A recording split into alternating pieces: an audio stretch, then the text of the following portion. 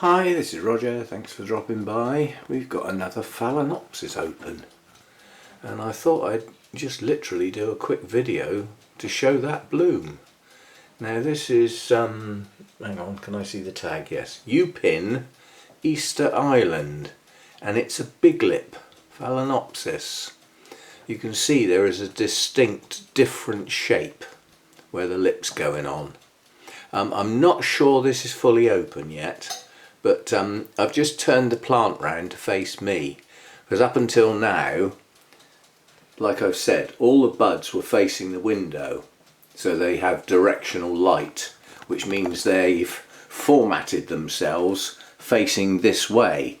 Now I turn the plant round and they all face me in the kitchen. We like that.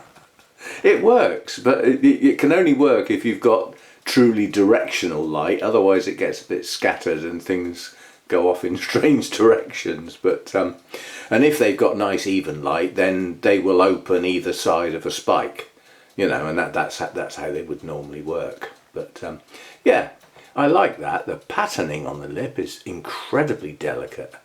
I hope it's in focus enough for you to see that. But that is a very attractive bloom. I might have to start taking these Phalaenopsis seriously.